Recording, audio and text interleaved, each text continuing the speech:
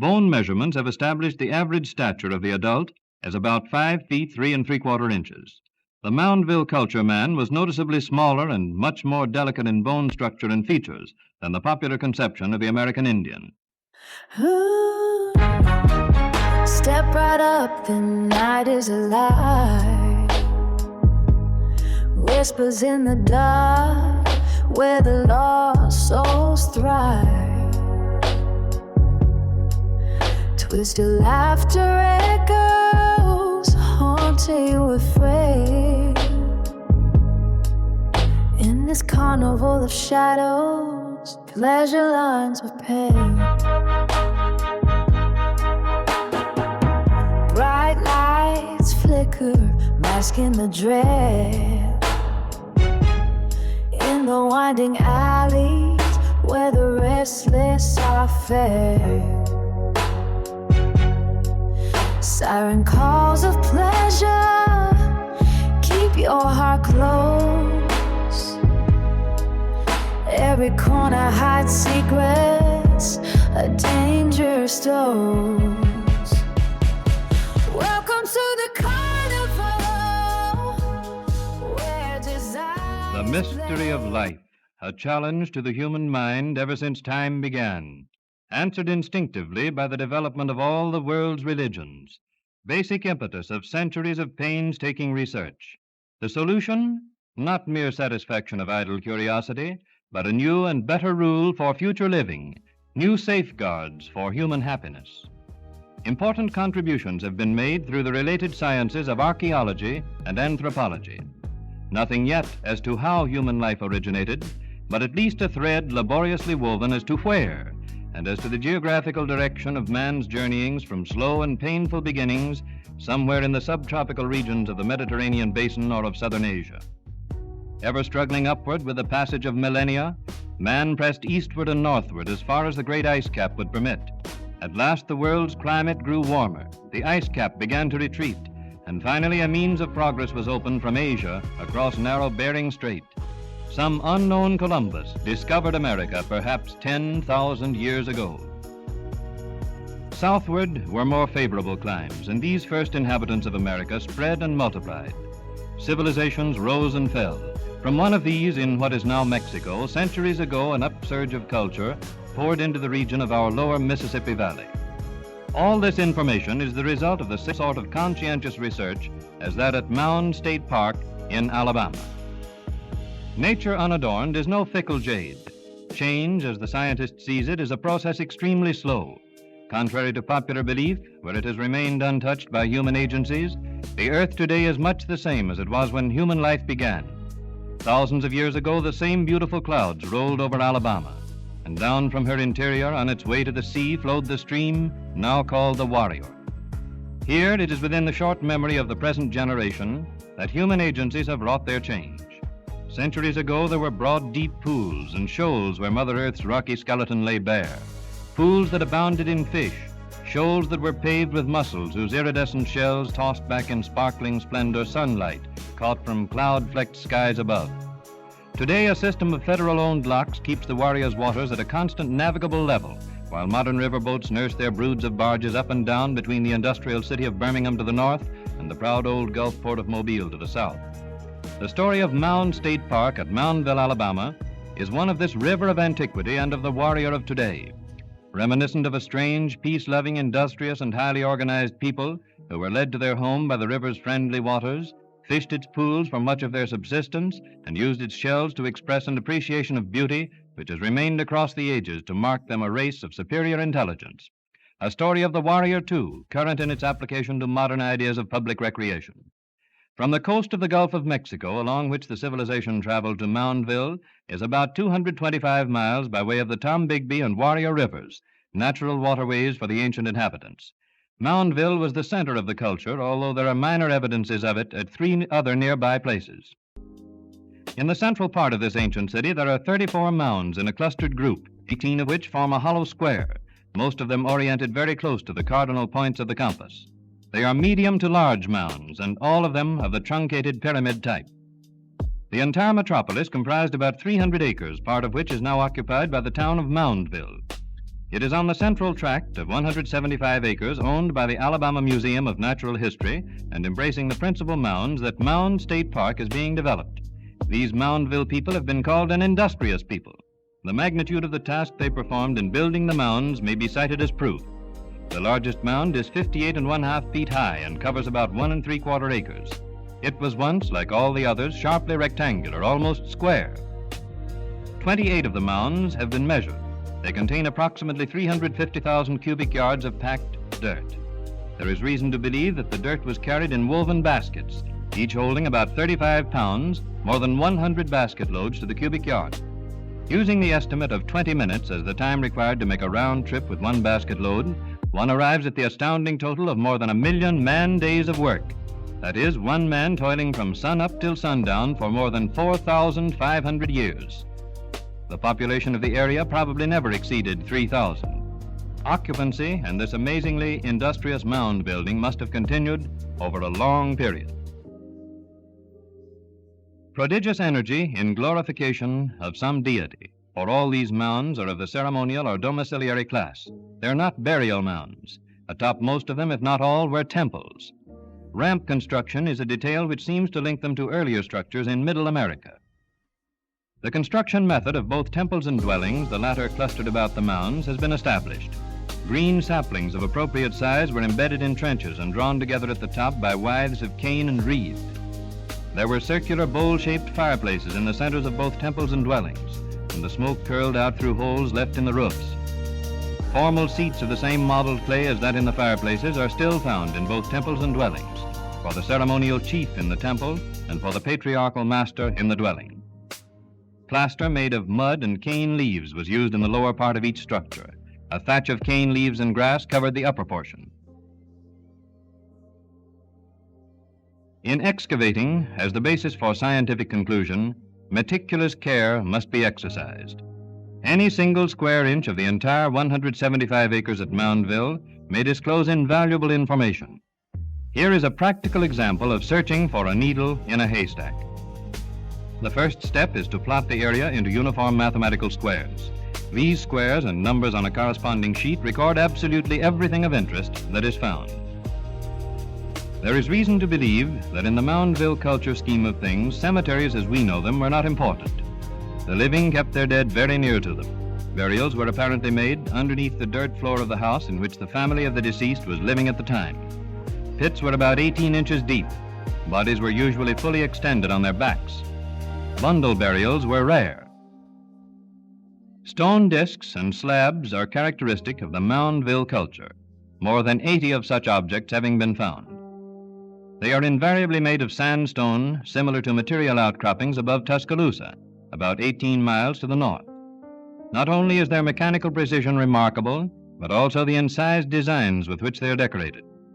With the use of only primitive tools, the task of making such an object as the well-known rattlesnake disc must have been a tremendous one. Versed in the lore of some of the ancient orders that hark back into ancient days will be stirred by some of the objects that have been uncovered. They'll see significance in the all-seeing eye, a decorative design which appears frequently. If objects associated with their owner during his lifetime were buried with him, and they undoubtedly were, they'll find their own meaning in a ceremonial mace, which might have been a gavel, and in an incised pendant, which may have been a charm. And even in the days of these Moundville people, there seems to have been some significance in the number 7, for ornamental beads in this exact number were used. Ancient civilizations are rarely thought of as having existed where we of today go about our routine tasks. Remains of the past are most frequently unearthed in far-off places. At Moundville, this culture of centuries ago has been uncovered in fields long planted to cotton on the edge of a sleepy little southern town, and within a few minutes of the seat of Alabama's foremost state educational institution. Plows turned up the first recognizable evidences of it 40 or 50 years ago. Burials are now uncovered by the simple process of removing a few shovels full of loose earth until a stratum of harder clay is reached, a natural base on which human bodies and cherished worldly treasures were tenderly placed in the dim and distant past. It is weird and eerie to find with so little effort a fireplace unquestionably fashioned by man, which can be used today exactly as it was so long ago, or a cache of mussel shells, exactly the same as those found in nearby streams, which may have been dumped into a garbage pit in the earliest days of man's occupancy of the North American continent. Bone measurements have established the average stature of the adult as about 5 feet 3 3/4 inches. The Moundville culture man was noticeably smaller and much more delicate in bone structure and features than the popular conception of the American Indian. In the development of Mound State Park with federal aid through the Civilian Conservation Corps as a recreational area with unparalleled educational features, it is planned merely to uncover some of the most interesting burials and preserve them for the public to see and to study. An early structure was a frame building over a number of burials with a runway entirely around it on the inside, from which one might look down on original clay bases, each supporting a burial of human remains and artifacts. Plans for the future include the erection of a splendid stone structure which will cover a larger area of burials in similar fashion. Carefully indexed in wrecks in the Alabama Museum of Natural History, 3,000 of these Moundville culture people which have been recovered during the past few years. On scientific examination and measurement of these bones are based many of the interesting deductions which have been made, not only as to the physical characteristics, but also as to the habits of these first citizens of Alabama. In only 2 instances have skulls indicated death as the result of violence. Here was a race of peaceful people. Bone measurements have established the average stature of the adult as about 5 feet 3 3/4 inches.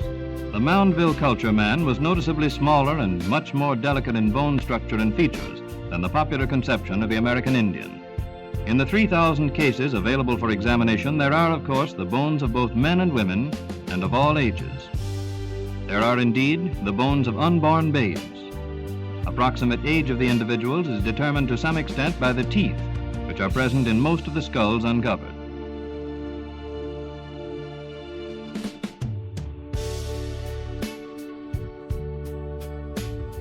The artifacts recovered are just as carefully stored for repeated examination. While many pieces of pottery, most surprisingly, are recovered in exactly the same condition they were centuries ago when they were buried, it is often necessary to reconstruct vessels from scores of pieces found in the same burial. This young lady is an expert in jigsaw puzzling along extremely practical lines. When pieces are missing, they are filled in with plaster of Paris through the use of an interesting technique.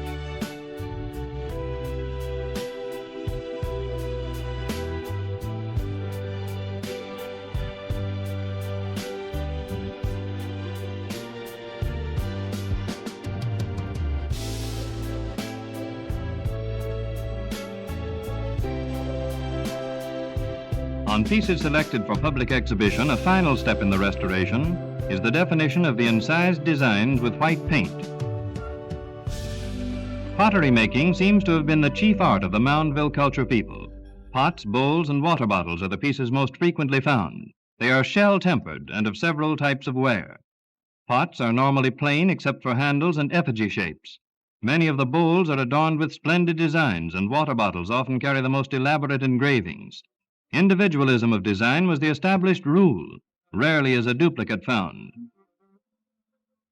Relief ornamentation is usually an effigy of the frog, the duck, the beaver, the bat, the eagle, the owl, the rabbit, fish and conch shells, grotesque animals, and human beings. Pieces in which the entire structural design, not merely the ornamentation, is in effigy, are the most interesting.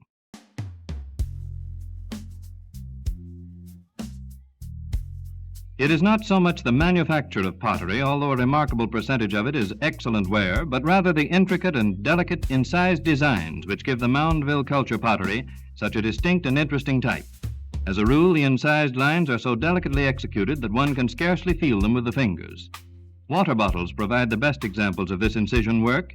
Indeed, water bottles without this treatment are rare. Among the designs are the plumed serpent, ivory-billed woodpecker, eagle, sun, hand and conventional eye, skull, and forearm bones, meander, and scroll.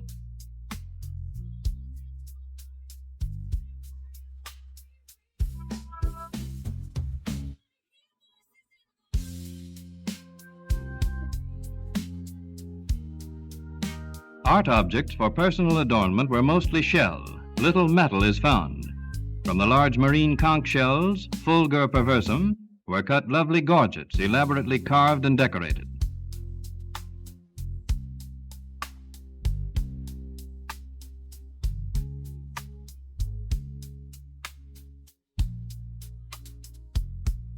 Large beads, often weighing 1 ounce each, were cut from the columella of the shell. They were strung on thread and worn about the neck, wrists, and ankles. As many as 1,000 beads of various kinds have been found with a single burial. No war clubs, bludgeons, or instruments of violence among the objects uncovered, which were obviously associated with the daily lives of the people. More than 15,000 artifacts and only 79 arrowheads. A peaceful people indeed, not a race of killers. The bone tools which flaked off the arrow flints were more extensively used for homely occupations. Moundville folk fished the warrior which flowed past their city of temples and peace with crude hooks like these, bones sharpened and polished.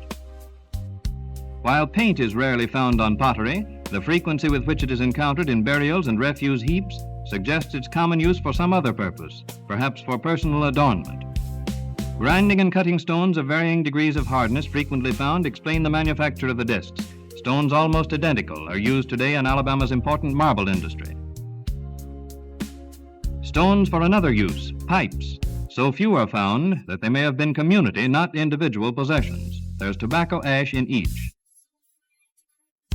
Bones like the ones used to make implements are found. The lower part of the leg of the wild turkey made the most common of the awls.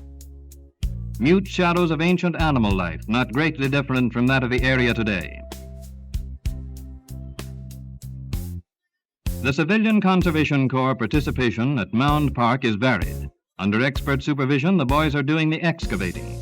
On the mounds, they are repairing the damage already done by soil erosion and effecting safeguards against similar damage in the future.